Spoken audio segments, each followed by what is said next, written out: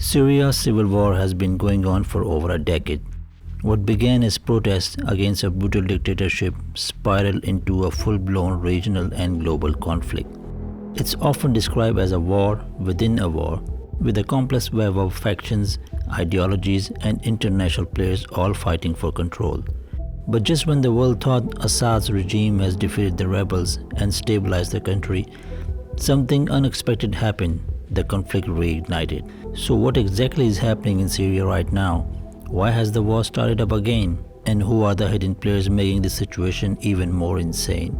Today, we'll take a deeper dive into why Syria's civil war has restarted, focusing on what you may not have heard before. Let's set the stage quickly. Syria's civil war began in 2011 following the Arab Spring, with peaceful protests calling for greater political freedoms.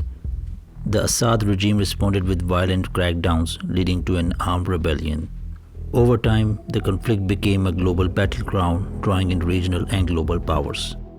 By 2017, many analysts believe that Assad regime has regained control, thanks to heavy military support from Russia and Iran.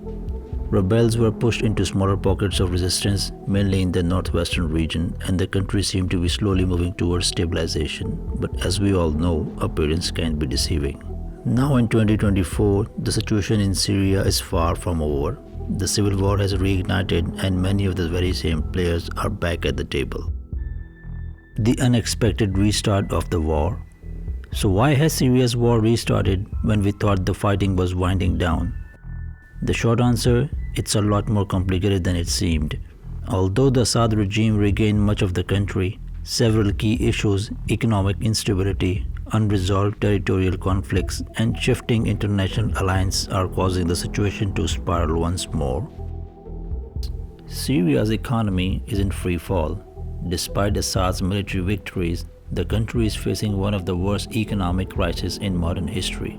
Sanctions from the West, along with internal mismanagement, have crippled the country's infrastructure. Fuel shortages, inflation, and widespread poverty have sparked new protests and unrest, even in areas supposedly secured by the Assad government. For many Syrians, the dream of peace and stability feels more like a distant fantasy. But here's the twist. The economic collapse is not just an internal issue, it's directly affecting the dynamics of the war itself. With the economy in ruins, Assad government is more reliant than ever on its foreign allies, Russia and Iran, who are deeply invested in Syria's survival. In the northwest, in the province of Idlib, a stronghold of rebel groups, the situation remains volatile.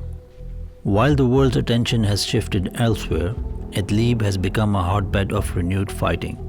Turkey, which has been backing the rebels here, has its own motivations, as it wants to maintain influence over this region and counter Kurdish forces in the area. But it's not just Turkey involved. The Syrian opposition forces in Idlib are not a unified group. They're divided between a variety of factions, including some backed by extremist groups like Hayat Tahrir al-Sham (HTS), making it difficult to fully crush the rebellion. Despite Assad's military offensive with Russian air support, the rebels are holding strong in Idlib, leading to a prolonged stalemate. The resurgence of these rebel groups, supported by outside forces like Turkey, is one of the main reasons why the war hasn't ended as many had hoped. The Kurdish dilemma in the northeast. To the northeast, Kurdish forces, mainly the Syrian Democratic Forces (SDF), continue to challenge both Assad's government and Turkish military incursions. Turkey has long been opposed to Kurdish autonomy in Syria, fearing it could embolden Kurdish separatists within its own borders. This creates a volatile situation where Syrian Kurds, backed by the US, find themselves caught between two major forces.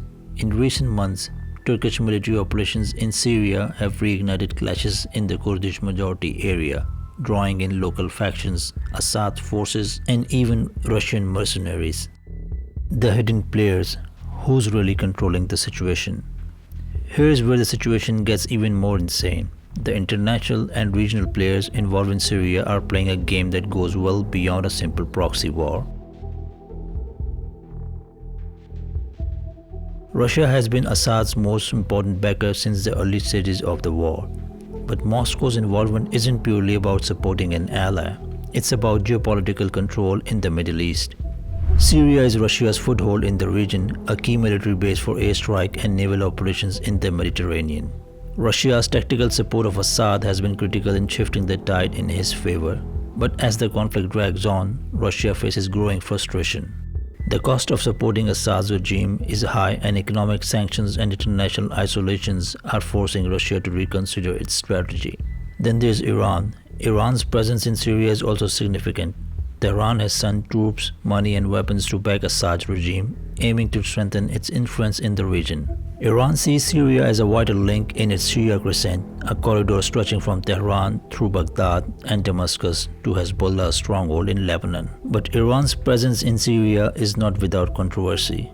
Israel sees Iran's growing footprint in Syria as an existential threat, leading to frequent airstrikes aimed at Iranian assets in the country. Both Russia and Iran have been instrumental in Assad's survival, but their growing military, economic, and political rivalry could lead to tensions between these two powers in the future. The balance of power is shifting, and Syria is at the heart of this contest. Meanwhile, the United States has largely pulled back from the conflict, but not entirely.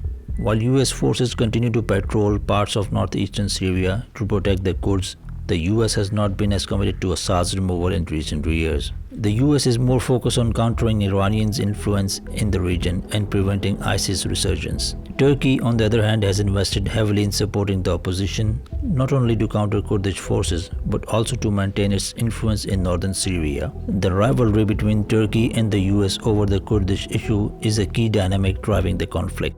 What this means for Syria and the world. The revival of conflict in Syria is a direct consequence of unresolved issues between major global and regional powers. It's not just about Syria anymore. It's about control over one of the most strategic regions in the Middle East. The country remains deeply fractured. Assad controls large parts of the country, but rebels still hold Idlib, and Kurdish forces have autonomy in the northeast. The dreams of peace are shattered, and Syria's future remains uncertain. Syria has become a battleground for larger geopolitical rivalries. The US, Russia, Turkey, Iran, and Israel are all vying for influence, creating an international tinderbox. Any misstep could spark further regional instability, especially given the ongoing risk of ISIS insurgencies and sectarian violence. The economic and humanitarian toll on Syria is catastrophic. The war has caused over 500,000 deaths, displaced half of the population, and shattered the country's infrastructure. The UN and humanitarian groups continue to warn of a worsening crisis. Conclusion: the situation in Syria is far from simple. Despite what we might have thought about the war's end, new battles are emerging in unexpected places, and the region's global implications are more pressing than ever. As Syria faces these mounting challenges, the world must consider the broader consequences. What happens if the war reignites in full force again? Can peace ever be achieved? Or is Syria doomed to a future of permanent fragmentations? One thing is for sure, the story of Syria is far from over.